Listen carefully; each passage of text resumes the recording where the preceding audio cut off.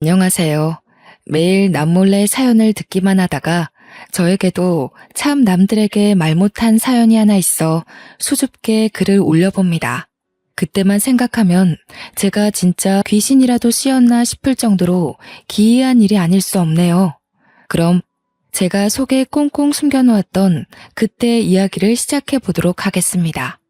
저는 현재 40대이지만 그 당시에는 30대 초중반이었네요.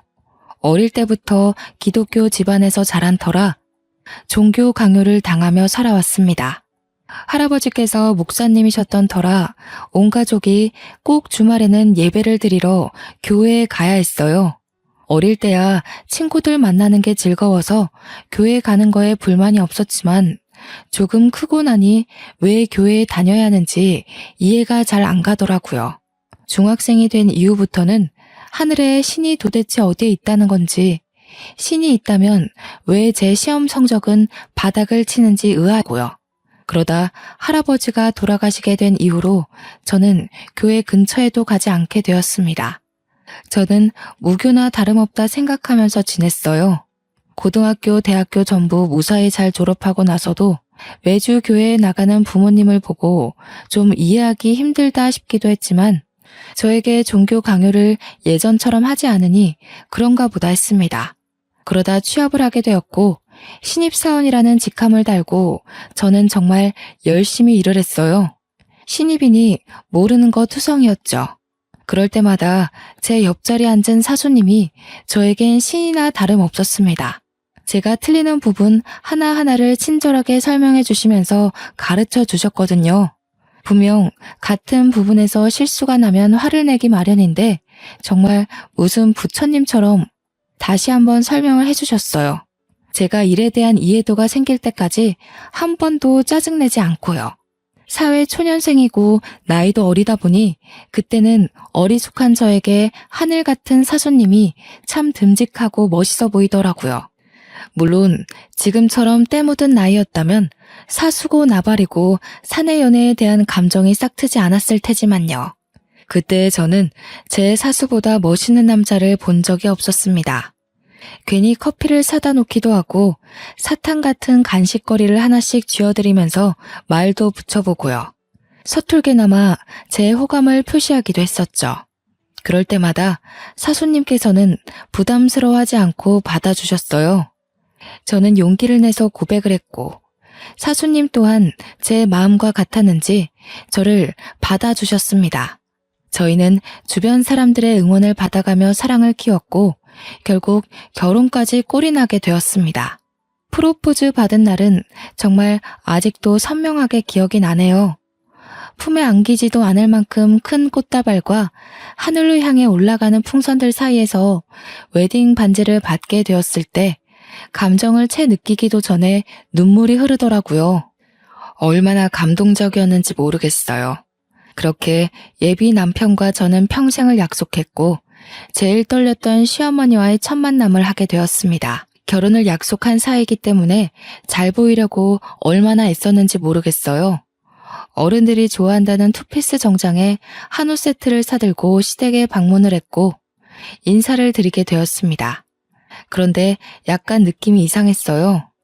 그냥 형식적인 자리라고 생각했는데 저에게 너무 많은 질문을 하시더라고요. 약간 취조당하는 느낌이 들 정도로 말이에요. 저는 솔직히 그런 분위기에 너무나도 당황했고 남편 될 사람은 익숙하다는 듯 행동했습니다. 질문이라고는 별거 없긴 했었지만 이런 것까지 물어본다고 싶은 것들도 꽤 많았어요. 그래서 나이가 어떻게 된다고? 1980년 몇 월 며칠? 태어난 시간은 알아? 어렸을 때 어디 살았니? 이름에 들어가는 한자 획수가 몇 개인지 알고 있어? 태어날 때 처음 입었던 옷 색깔은 알고 있니? 얘, 손 좀 내봐라. 네 손금 좀 보자.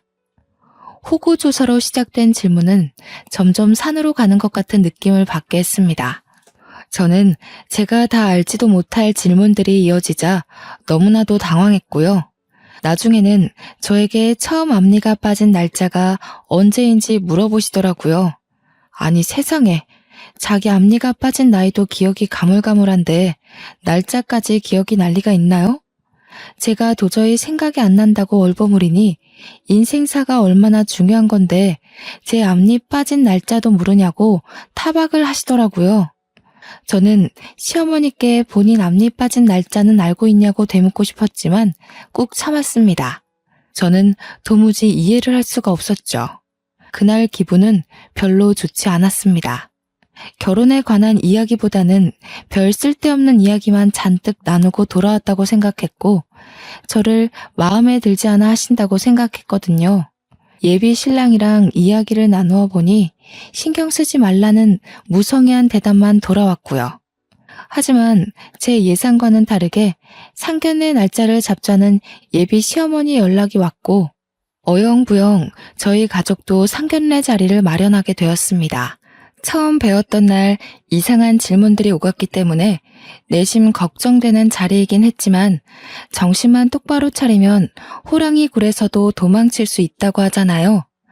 그래서 저는 결혼에 대한 이야기를 확실하게 할 수 있도록 준비를 했습니다. 상견례 자리에서는 무난했습니다. 다른 자리와 비슷하게 신혼집에 대한 이야기와 결혼식 준비에 대한 이야기를 나누게 되었어요. 제일 중요한 건 역시 서로 얼마를 준비할 수 있느냐 하는 돈 문제에 관한 이야기였죠.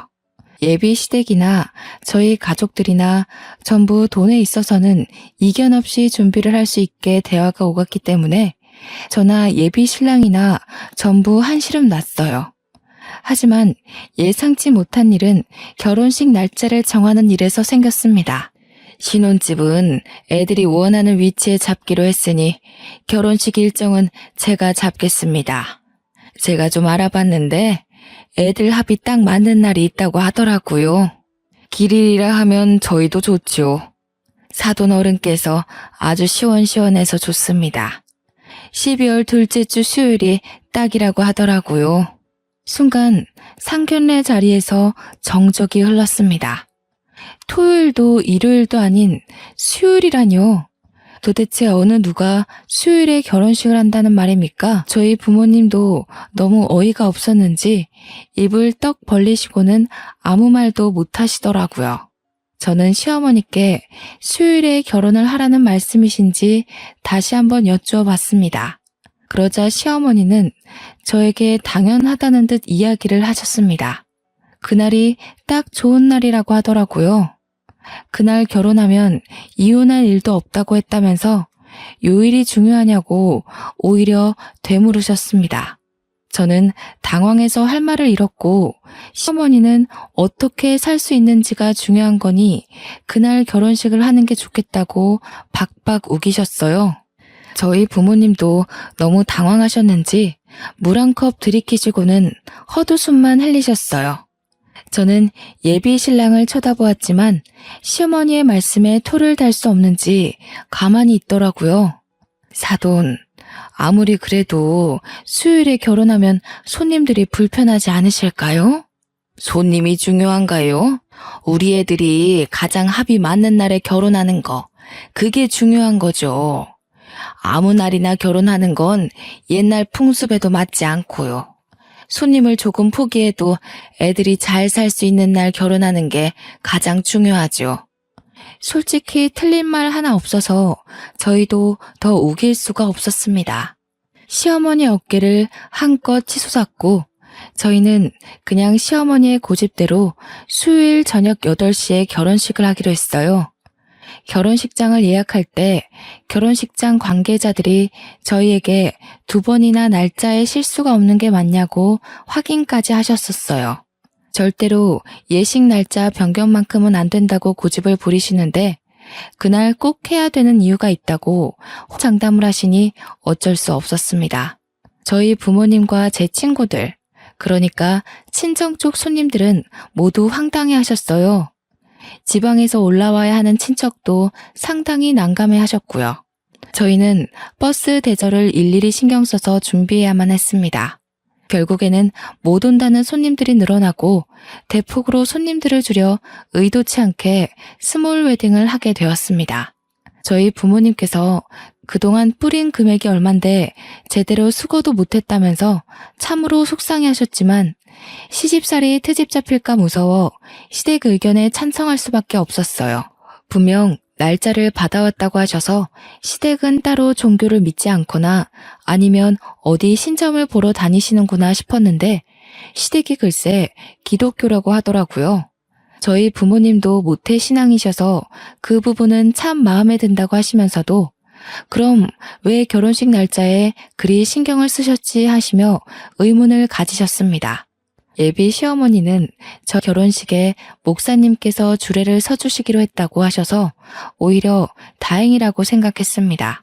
사실 마땅히 주례를 봐주실 분이 없었거든요. 저희 집에서도 목사님이라고 하니 상당히 좋아하셨고요. 그런데 또다시 문제가 발생했습니다. 신혼집이며 혼수며 준비도 다 잘 되었고 결혼식 날짜가 마음에 걸리지만 그래도 다 잘 해결됐으니 다행이지. 우리 이제 결혼하면 주말에는 뭘 하는 게 좋을까요? 나는 취미 생활을 하나 같이 했으면 좋겠는데 운동이든 뭐든요. 그러자 남편은 저를 빤히 쳐다보더니 약간 곤란하다는 듯이 말을 이어나갔습니다. 주말에? 주말에는 교회 가야지. 우리 어머님 소원이 며느리랑 같이 교회 다니는 거였거든. 토요일이나 일요일 오후에는 둘이 놀러 다니거나 취미생활 하는 거 다 좋은데 일요일 오전에 교회는 꼭 같이 갔으면 좋겠어. 저는 미리 정해진 이야기가 아니었기 때문에 또다시 당황스러워 말을 잇지 못했습니다. 그런 제 마음이 표정에서 다 드러났는지 남편이 저의 손을 꼭 잡고는 제게 애와 가까운 부탁을 했습니다. 우리 어머니께서 정말 신실하신 기독교 신자야. 그래서 교회를 오래 다니시기도 했고 온 가족이 교회에 가서 예배드리는 걸 평생 꿈꿔오셨어. 며느리가 생기면 같이 손잡고 예배 보고 밥도 먹고 하고 싶다고 하셨고 내가 나머지 시간에 당신이 스트레스 받지 않도록 잘할게. 그러니까 일요일 오전만큼은 교회에 같이 다녀줬으면 좋겠어. 대신 제사도 없고 별다른 가족 행사로 귀찮게 하지 않을 테니 그 부분은 안심하라고 했어요. 인터넷에서 보면 제사 지내는 걸로 상당히 많은 트러블이 생기잖아요. 그런데 제사가 없다고 하니까 교회 정도야 나가도 되겠다 싶더라고요. 한평생 소원이라고 하셨다는데 못 들어줄 이유가 없다고 생각했고요. 그렇게 결혼하고 처음으로 교회에 간 순간 저는 많이 당황스러웠어요. 저희 부모님과 어렸을 때 다녔던 교회의 모습과는 많이 달랐습니다. 뭔가 분위기가 목사님 위주로 돌아가는 것 같았어요. 신도들이 전부 목사님의 말에 엎드려 절을 하는 듯한 분위기였거든요. 너무나도 생소한 분위기였지만 시어머니는 제가 교회에 나왔다는 이유로 너무나도 저를 예뻐해 주셨습니다. 신도들에게도 제 자랑을 얼마나 하시던지 쥐구멍에 숨고 싶은 심정이었어요. 며느리가 시키지도 않았는데 같이 교회를 다니겠다고 했다면서 자랑을 하시는데 제가 그런 말을 한 적도 없는데 나서서 설레발을 치시니 좀 부끄럽더라고요. 어머님께서 이렇게나 좋아하시니 일요일이 기다려지더라고요. 저와 남편은 시댁에서 저를 예뻐해 주시니 당연히 더욱더 사이가 좋아졌어요. 저희의 신혼생활을 방해하는 게 아무것도 없었거든요. 자녀 계획을 일찌감치 세웠던 터라 얼른 저희에게 이세가 찾아오기만을 손꼽아 기다렸습니다. 물론 친정도 시댁도 손주를 얼른 보고 싶어 하셨고요. 당연히 빨리 아이를 키우고 노후를 즐기자는 마음으로 이세 계획을 했기에 피임 같은 건 하지 않았습니다. 나이도 많은 편은 아니니 아이가 일찍 찾아와 줄 것 같았고요. 그렇게 신혼생활이 3개월쯤 지났을 때 시어머니는 대뜸 저에게 좋은 소식은 없냐면서 전화를 하셨습니다. 아이 말씀이시죠? 천천히 마음 먹으면 찾아올 거라고 생각하고 기다리고 있어요. 아직 나이도 많은 편은 아니라서 금방 생기지 않을까요? 그래, 알아서들 잘하겠지. 다름이 아니라 너 앞으로는 속옷을 흰색만 입어라. 네? 그게 무슨 말씀이세요? 일단 너랑 빨간색은 절대 상극이라고 하니까 속옷은 물론이고 옷도 빨간 옷 절대 입지 말고. 내가 하는 말 하나하나 새겨듣는 게 좋을 거야. 제가 화려한 속옷을 즐겨 입는 건 아니었지만 아무리 그래도 며느리한테 속옷 색깔까지 지정해주는 시어머니는 없지 않나요? 그날 저녁 남편에게 시어머니께서 이런 전화를 하셨다고 말을 했어요. 여보, 오늘 어머님께서 갑자기 전화하셔서는 나보고 흰색 속옷만 입으라고 하시는 거 있지? 그래? 엄마가 또 어디서 이상한 소리를 듣고 왔나? 아니, 시댁 식구 전부 교회 다닌다면서 그렇게 전보로 다니셔도 되나? 남편은 점이라니 무슨 소리냐며 저에게 되물었어요. 저는 제 생각을 아무렇지 않게 이야기를 했습니다. 그렇잖아. 결혼식도 무조건 수요일에 해야 된다고 하시고 속옷도 절대로 흰색만 입으라고 하시고 나보고 빨간색이 상극이니까 옷도 같은 건 절대 입지 말라고 하시던데. 엄마가 전보로 다닐 사람이 아닌데. 절대 우리 엄마 앞에서 그런 이야기 하지 마. 모태신앙으로 버텨오신 분이라 점이니 무당이니 그런 소리 하면 화 엄청 내실 거야. 저는 대충 알겠다고 대답하고 넘어갔습니다. 모태신앙이라면서 전보로 다니는 시어머니도 이해가 안 갔지만 남편 또한 저런 소리를 들었다는데 시큰둥한 반응이라 이해가 가질 않았어요. 그렇게 또 바쁜 한 주가 지나가고 시어머니와 함께 예배를 드리고 시댁에서 밥이나 먹자고 하길래 따라갔습니다. 화장실이 가고 싶어서 시아버지와 남편이 잠시 밖으로 담배 피러 간 사이에 화장실에 들어가 변기에 앉아 있는데 갑자기 문이 덜컥덜컥 하더라고요. 어머님이 급하신가 싶어서 저 화장실에 있다고 소리를 쳤는데 갑자기 문이 확 열렸어요. 아, 어머니, 저 있다니까요. 제가 너무 놀라서 급하게 가릴 부분만 가리고 어머님께 소리를 쳤는데 저를 빤히 보더니 갑자기 화를 내시더라고요. 저는 놀래서 어머님을 밀어내고 화장실 문을 다시 잠갔어요. 아까도 분명 잠갔는데 어머님 손에 열쇠가 있는 걸 봐서는 억지로 문을 여신 것 같았습니다. 놀란 가슴을 가라앉히고 나와서 어머님께 저도 화가 나서 소리를 쳤습니다. 어머님, 제가 있다고 했는데 그렇게 문을 여시면 어떡해요? 예, 너 내가 뭘 했어? 절대로 흰색 속옷만 입어야 한다고 했지. 내 말이 아주 말 같지 않지? 어? 그래서 나를 무시하고 지금 색깔 있는 속옷을 입은 거 아니야? 어머님, 왜 흰색 속옷만 입어야 하는데요? 그래야 빨리 애가 들어선다고 했단 말이다. 도대체 누가요? 어머님, 혹시 점 보러 다니셔요? 얘가 아주 큰일 날 소리를.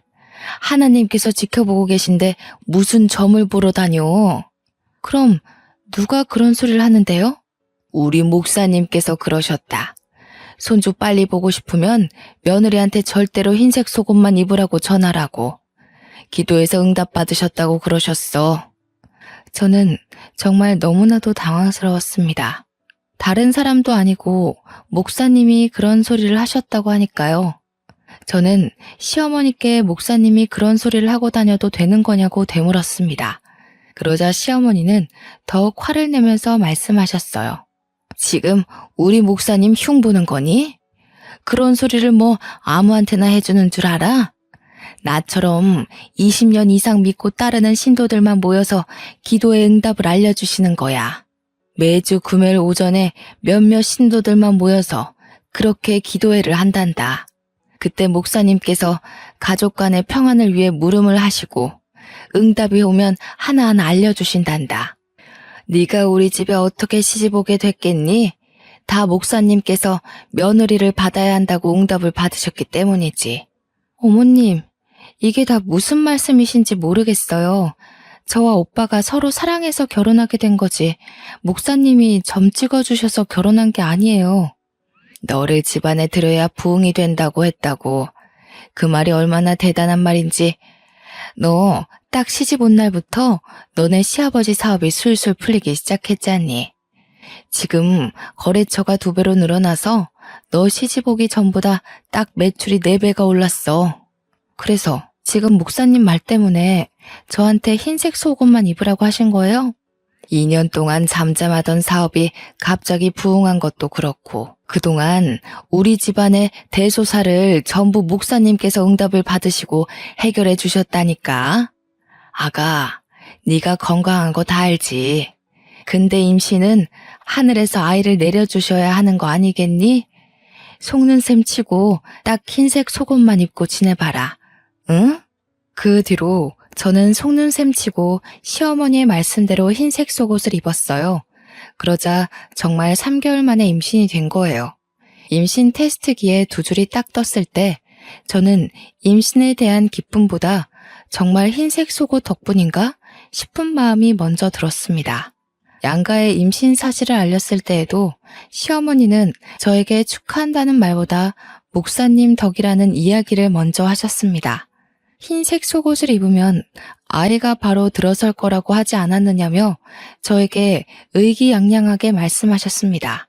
자기 말 들어서 절대로 손해볼 게 없다면서 이게 다 전지전능하신 목사님의 기도 덕이라고요. 완전 기세등등하셔서 말씀을 하시는데 솔직히 저도 혹하더라고요. 꾸준히 아이를 가지려고 시도하고 있었지만 그래도 사람에게 조바심이라는 게 생기기 마련이잖아요. 가서 검사라도 한번 해봐야 하나 하는 그 타이밍에 정확히 아이가 들어서니 저도 점점 종교에 빠지게 되었습니다. 그날 이후로 시어머니는 제게 하나하나 목사님의 말씀이라면서 사소한 것부터 일일이 명령하기 시작했어요. 제가 발에 땀이 정말 많이 나는 체질이라 겨울에도 양말을 잘 신지 않을 정도거든요. 여름에는 당연히 슬리퍼만 신고 다니니 양말을 절대 신지 않았었고요. 그런데 시어머니는 저에게 집안에서 양말을 신고 다니라고 하셨어요. 양말이요? 어머니 저 발에 땀이 많아서 양말 신으면 오히려 더 냄새나고 불편해요. 내 말 들어서 어디 손해본 적 있니? 목사님께서 너 양말 안 신고 다니면 한번 탈 난다고 하더라. 임신도 했는데 널 위해서 하는 말이니까 양말 신고 다녀. 양말 신고 다녀. 알겠어? 임신해서 몸은 점점 불어나고 다리도 붓고 더워 죽겠는데 양말까지 신으려고 하니까 죽겠더라고요. 게다가 날이 점점 더워지고 있어서 양말에는 절대로 손이 가지 않았어요. 매일같이 양말 신었냐고 물어보시길래 그냥 거짓말로 양말 신었다고 대답하고는 신지 않았었죠. 그런데 정말 거짓말같이 사고가 난 거예요. 계단을 내려가다가 발을 삐끗했는데 발목이 확 접질려서 인대가 늘어나고 말았습니다. 저는 바로 병원으로 갔고 임신 중이라 간단하게 부목을 대고 반깁스를 했어요.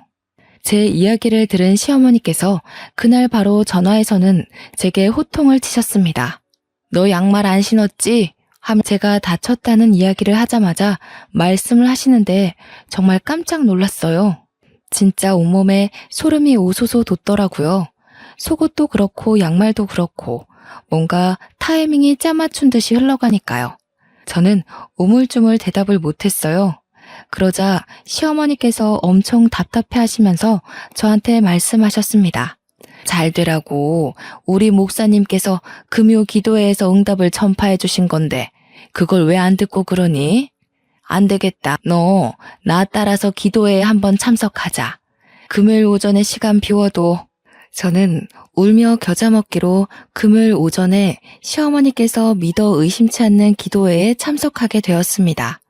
그런데 제가 말씀을 따라하고 응답을 받으려고 하는데 목사님께서 저에게는 말을 해줄 수 없다고 하셨습니다. 제가 세례를 받지 않은 사람이기 때문에 기도회에 참석해서는 안 된다고요. 정 참석하고 싶으면 세례를 받고 오라며 정중하게 저를 내보내셨어. 저는 기도회 중간에 밖으로 나오게 되었고 시어머니께 세례 받는 법을 여쭈어 보니 무슨 물속에 들어가서 세례를 받는다고 하더라고요. 제가 근데 맥주병이기도 하고 어릴 때 계곡에서 놀다가 물에 빠진 이후로 물 공포증이 있어서 절대로 물에 들어가지 않거든요. 욕조에 물 받아서 씻는 것도 가슴이 벌벌 떨려서 절대 하지 않고요. 그래서 저는 그냥 세례 안 받겠다고 시어머니나 실컷 기도하시고 말씀 들으시라고 했죠. 그러니 바로 돌변하셔서는 언제는 간이고 쓸개고 빼줄 것처럼 기도에 참석해보겠다고 하더니 이제 와서 말 바꾸는 거냐고 화내더라고요. 어머님, 저 진짜 물 공포증 있어서 절대 물에 못 들어가요. 물속에 둥둥 떠서 기도를 받아야 한다는 게 저한테는 얼마나 공포스러운 일인데요. 게다가 저 물에 뜨지도 않아요. 우리 교회 신도들 중에 물 공포증 있는 사람들도 다 목사님의 말씀의 힘으로 이겨냈어. 우리 며느리가 그 정도도 못할 거라고는 믿고 싶지 않구나. 저 임신 중이잖아요. 혹시라도 잘못되면 어떡해요? 제가 임신 중이라는 핑계를 대자 시어머니도 저에게 더 이상은 강요하지 않으셨어요. 만약 임신이 아니었다면 그대로 머리채 잡혀 끌려갔을 수도 있겠구나 싶더라고요. 어영부영 세례를 잘 피하자 그 뒤로 금요일 오전 기도회에 같이 가자는 말씀은 안 하시더라고요. 솔직히 한시름 났죠. 그런데 그날 이후로 계속해서 목사님의 말씀이라면서 제 살림 하나하나에 간섭을 하시는 거예요. 침대 위치를 바꿔야 된다고 하시면서 대뜸 집에 찾아와 침대를 침실 정 가운데에 떡하니 옮겨두시는 거예요. 저는 침대가 너무 어정쩡한 위치에 있어서 이건 아니다 싶었습니다. 어머님, 여기다가 침대를 두면 공간을 활용하기가 너무 어려워요. 벽에 붙이면 몰라도 침실 정 가운데에 두면 이 침실이 아주 음양의 기운이 좋다고 하더라. 딱 침대를 정중앙에 두면 그 길을 너와 우리 아들이 다 받아간다더라. 목사님이 얼마나 대단하신 분인지는 잘 알지? 시아버지의 사업도 승승장구하고 있고 저도 덜컥 임신까지 했으니 시어머니 눈에 목사님은 거의 신과 같은 존재였습니다. 제 다리도 거의 나아가고 있었는데 이게 다 매일 목사님께서 기도를 해주신 덕분이라고 하셨어요. 음양의 기운을 다 받으면 얼마나 좋은데요? 시어머니께서는 우물쭈물 하시면서 몸이 튼튼해지지 않겠냐며 엉뚱하게 대꾸하셨습니다. 시어머니도 제대로 아는 건 없는 것 같았지만 집을 3개 부리길래 어쩔 수 없이 침대를 침실 정 가운데에 두었습니다. 오며 가며 얼마나 불편하던지 그날 저녁 남편이 집에 돌아와서는 침대가 왜 여기에 있냐고 구석으로 밀어두려고 하더라고요. 평소 같았으면 남편이 하는 일이니 시어머니도 별 말씀 못하겠지 싶어 냅두는데 이상하게 그날따라 시어머니의 말씀이 자꾸 귀에 맴돌았어요. 몸이 튼튼해질 거라는 말이요. 제 뱃속엔 아이도 있었으니까 왠지 그 기운이 받고 싶어지더라고요. 그래서 그냥 내버려 두자고 했습니다. 침대 모서리에 다리를 찢기도 하고 공간을 애매하게 차지하는 바람에 화장대도 치워야 했지만 적응하면 괜찮겠지 싶었어요. 그런데 남편이 퇴근길에 큰 교통사고가 났다는 거예요. 저는 교통사고가 났다는 소식에 놀래서 휴대폰도 두고 택시를 타고 병원에 갔어요. 그런데 우리 남편이 응급실 침상도 아닌 의자에 멀뚱멀뚱 앉아 있더라고요. 저는 너무 놀래서 막 달려가 남편의 이곳저곳을 살펴보았습니다. 너 다친 데가 하나도 없어. 차는 거의 폐차 지경이라면서 다친 데가 어떻게 없어. CT랑 MRI 같은 것도 다 촬영해 봤어? 아니, 그걸 촬영할 필요도 없을 거래. 의사가 와서 이곳저곳 다 보더니 아무런 이상이 없다네. 레카 차량 기사가 에어백이 잘 터져서 아무 문제 없는 것 같다고 하긴 했는데 차량이 전부 흡수했다고. 저는 그때 갑자기 시어머니께서 침대를 정중앙에 두면 몸이 튼튼해진다고 했던 그 말이 떠올랐어요. 팔에 소름이 오소소 돋으면서 그때부터 정말 절실하게 시어머니의 말씀을 믿게 되었습니다. 누구보다 열심히 교회에 나가서 봉사를 하고 목사님의 말씀 하나하나를 귀 기울여 듣게 되었어요.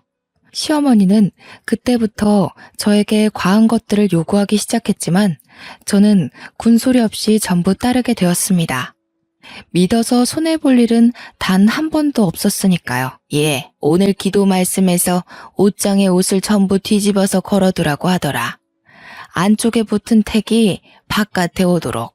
그래야만 네가 진통을 오래 안 겪고 아이를 낳을 수 있대. 저는 그 이야기를 듣자마자 옷장에 있는 옷을 전부 꺼내서 뒤집어서 옷걸이에 걸어 놓았어요. 꼬박 3시간이 걸리는 일이었지만 옷장에 옷을 다 뒤집어 걸어놓으니 마음의 안정이 찾아오더라고요. 아이를 낳을 시점이 다가오고 있어서 그런지 배가 살짝 뭉치는 느낌이 들었지만 그래도 순산할 수 있다고 하니 기분은 나아지더라고요. 그렇게 한 달이 지나고 진통이 찾아왔고 저는 양수가 터진 상태로 급하게 산부인과에 입원을 하게 되었습니다. 보통 첫 아이를 낳을 때 10시간 이상 진통을 한다고 했고 자궁 문도 천천히 열린다는 이야기를 들어서 만발의 준비를 했어요. 그런데 산부인과에 입원한 지 얼마 안 되어 내진을 했는데 간호사분이 급하게 의사 선생님을 호출하더라고요. 출산 진행이 빠르게 되어 이미 자궁문이 9cm 열렸다는 이야기를 해주셨어요. 저는 정신이 없는 상태로 무통주사도 맞지 못하고 바로 출산을 할 준비를 했습니다. 분만실에 들어가 힘주라는 소리를 듣고 힘을 빡 주었는데 뭔가가 쑥 하고 빠져나오는 기분이 들었어요.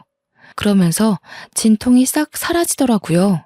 첫 분만에 이렇게 빠르게 출산한 산모도 드물다면서 고작 4시간밖에 걸리지 않았다고 의사 선생님께서는 저를 칭찬해 주셨습니다. 제 품에 아이를 안겨주시는데 너무나도 감동이었어요. 친구들은 12시간, 길게는 40시간도 진통을 했다는데 저는 정말 4시간 만에 아이가 쑥 하고 나왔어요. 회복도 어찌나 빨랐던지 후페아리도 없이 바로 걸어다니고 밥도 먹고 할 거 다 하면서 태어났습니다. 조리원으로 이동하는 내내 시어머니께서는 다 옷장에 옷을 거꾸로 걸어둔 덕분이라고 하셨어요. 저도 정말 신의 뜻대로 하니 아무 어려움 없이 출산을 마치는구나 싶었습니다. 조리원에 도착해서 2주간 푹 쉬려고 하는데 시어머니께서 또 한 번 신신당부를 하시더라고요. 목사님께서 그러시는데 절대로 고춧가루를 먹으면 안 된다더라. 아이한테 아토피가 생길 수 있다고 하니까 절대로 고춧가루를 먹지 마. 저는 고개를 끄덕였습니다. 하지만 평소에도 매운 걸 정말 좋아하는 제가 고춧가루를 끊으려니 너무 힘들더라고요. 조리원에 들어온 3일차에 저도 모르게 김치를 먹고 말았어요. 그러고 아이를 보러 내려갔는데 아이의 얼굴이 새빨간 거예요.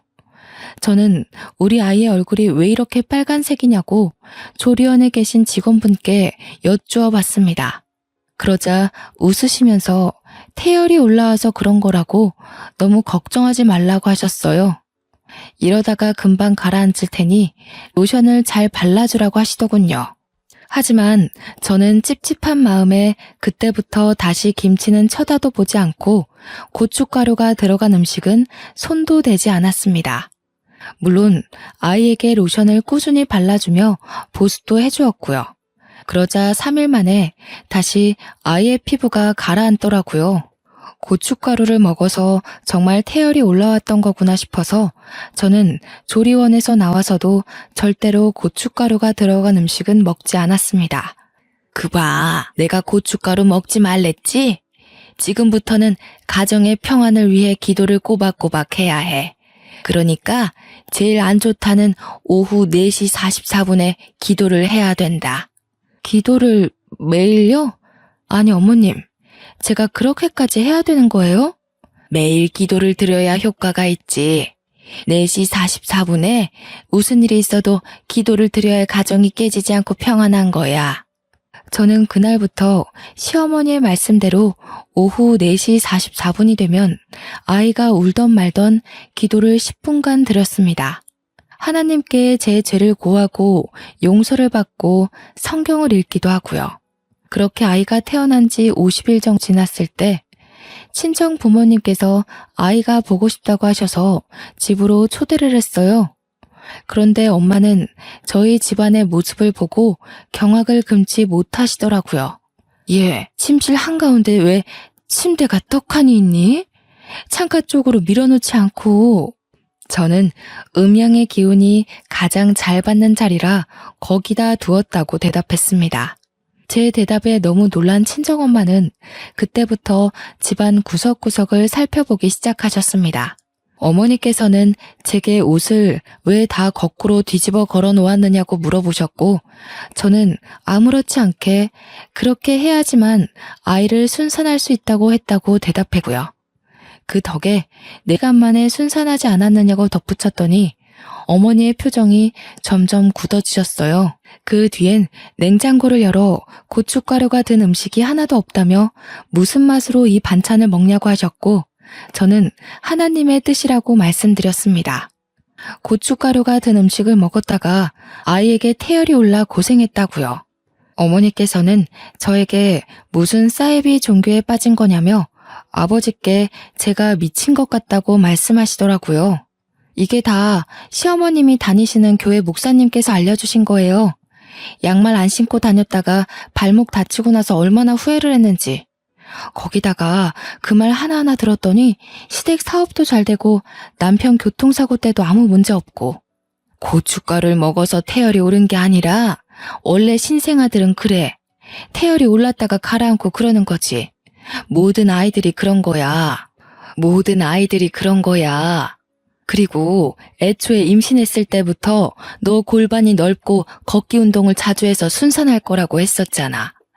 물론 4시간 만에 낳은 건 빠르긴 했지만 그게 어떻게 옷을 뒤집어 걸어놓은 덕이겠니? 이서방 교통사고도 그래. 차가 충격을 다 흡수해서 이서방이 멀쩡한 거라고 했다며? 엄마, 지금 몇 시야? 나 기도해야 돼. 오후 4시 44분이 딱 되자 알람이 울리기 시작했고, 저는 옆에서 잔소리를 하시는 어머니의 말씀을 무시하고 드리기 시작했습니다. 오늘 있었던 죄를 고하고 용서를 위한 기도를 시작했습니다. 중얼중얼 기도를 드리자 옆에 계시던 어머니의 표정이 점점 싸늘하게 바뀌기 시작했어요. 그 순간 아이가 갑자기 잠에서 깨어났는지 울기 시작했습니다. 어머니께서는 아이가 우는데 무슨 짓이냐며 제게 소리를 치셨습니다. 하지만 저는 어머니의 말씀이 들리지 않는 척 무시를 하고 찬송가를 꺼내어 찬송을 부르기 시작했습니다. 그러자 더 이상 참을 수 없었는지 어머니께서 제 뺨을 짝소리나게 치시는 거예요. 저는 얼얼해진 뺨을 붙잡고 놀래서 어머니를 바라보았습니다. 이 미친 기집애가 어디 사이비에 빠져가지고 지금 애가 오는데 이런 짓을 하고 있어. 이렇게 안 하면 우리 가정의 평안이 사라진다고요. 네 외할아버지가 목사님인 건 잊어버렸니? 언제 외할아버지가 이런 짓 하신 적이 있어? 사람이 시간의 순리대로 살고 일이 생겨도 다 각자의 능력으로 해결하는 거지. 말도 안 되는 사이비 목사 말에 빠져가지고는. 외할아버지 이야기가 어머니의 입에서 탁 터지자마자 정말 머리 한 대 얻어맞은 것 마냥 정신이 들더라고요. 생각해보니 어머니의 말씀도 틀린 게 하나도 없는 거예요. 아이를 가지려고 피임을 하지 않았으니 흰색 속옷을 입던 말던 임신은 당연한 거였고, 계단에서 내려오다가 다리를 접질렸던 것도 제가 급한 마음에 서둘러서 슬리퍼 신고 내려가다가 턱에 걸려 접질린 거였고요. 너무 당연하게 일어날 수 있었던 일이었는데 그동안 시어머니의 말씀만 믿고 다 그런 줄 알았던 거였어요. 시아버지의 사업도 그동안 탄탄한 기반을 가지고 운영하셨으니 거래처가 늘고 매출이 늘어나는 것도 당연한 거였고요. 음양의 기운을 받아 남편이 튼튼해져서 사고를 당했어도 다친 데 하나 없었던 것도 그냥 운이 좋아서였던 거였고요. 아이의 태열도 정말 흔하게 발생하는 일이었는데 제가 왜 고춧가루 든 음식을 먹지 않고 버텨냈는지, 갑자기 정신이 들고 나니까 이딴 기도가 무슨 소용이 있나 싶더라고요. 어머니께서는 씩씩거리면서 저희 아버지와 함께 저를 말리고 있었고, 아이는 울음을 그칠 줄 몰랐습니다. 멍했던 정신이 돌아오자 우는 아이가 걱정되어 바로 안아주었어요. 제 품에 안기자마자 울음을 그치고 저를 빤히 바라보는데 제가 여태 이 아이가 우는 걸 무시하고 기도나 드리고 있었다니 얼굴에 열이 확 오르면서 너무나도 부끄러워지더라고요. 친정 부모님은 남편이 올 때까지 집에 돌아가지 않고 기다리셨어요. 저는 솔직히 너무나도 불안해졌습니다. 남편이 퇴근하고 오자마자 어머니께서 남편에게 화를 막 내기 시작하는데 정말 무섭더라고요. 이서방, 자네 정신이 있는 건가 없는 건가? 어디 사이비에 빠져서는 우리 딸한테 가스라이팅 하는 게야? 지금 집안 꼴이 전부 말이나 된다고 생각해? 자네도 그딴 사이비를 종교랍시고 믿고 있는 거라면 당장 이혼하게. 이혼이라는 말이 나오자마자 남편은 사색이 되어 친정 부모님에게 무릎을 꿇고 빌었습니다. 절대 아니라면서 본인은 그런 종교를 믿지도 않고 쳐다도 보지 않는다고요. 시어머니께도 자기가 말씀드려서 절대로 우리 가족에게 강요할 수 없도록 조치를 취하겠다고 말했어요. 그래도 저희 부모님은 쉽게 그 말을 믿지 않았습니다. 2년 동안이나 이렇게 살아왔는데 이제 와서 쉽게 그 습관이 바뀌겠냐고 하셨어요. 절대로 용서를 할 수 없을 것 같다면서 이혼을 계속 말씀하셨습니다. 남편은 한 번만 믿어달라고 빌고 또 빌었습니다. 딱 한 번만 믿어주시면 그 이후부터는 절대 이런 일이 없다는 걸 보여드릴 수 있다고요. 본인이 스스로 증명하겠다고 약속했습니다. 그러더니 남편이 바로 시어머니께 전화를 걸었습니다. 엄마, 이제 더 이상 우리 와이프에게 종교 강요하지 마세요. 자꾸 이러시면 영 끊고 살 생각이니 절대로 일요일에 교회 가자고 부르지도 마시고요. 시어머니의 당황하신 목소리가 전화기 너머로 들려오긴 했지만 남편은 전화를 뚝 끊어버리셨습니다. 친정 어머니는 제 머리에 꽂힌 보라색 머리핀을 보더니 이것도 시어머니가 시킨 짓이냐며 머리핀을 휙 던지시더라고요. 그 순간 시어머니께서 제게 전화를 하신 건지 제 전화기가 울렸습니다. 저보다 한 발 빠르게 저희 어머니께서 그 전화를 받으셨고요. 예, 너 머리핀 안 꽂았니? 우리 아들이 나한테 왜 이래? 다 너 때문에 멀어진 거잖아. 사돈 어른, 무슨 개소리를 하시는 겁니까? 그딴 사이비에 빠져서 우리 딸을 어떻게 만든 겁니까? 믿고 싶으시면 혼자 믿으세요. 그쪽 목사가 아들 이혼시키고 싶답니까? 아니 그게 무슨...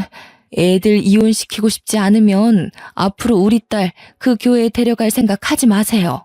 이혼이 정말 제대로 먹혔는지 그 뒤로는 교회 가자는 말 일절 꺼내지도 않고 이것저것 시키시던 일도 그만두시더라고요. 알고 보니 그 사이비가 이혼하면 집안 사람 모두 쫓겨나는 종교였다고 하대요.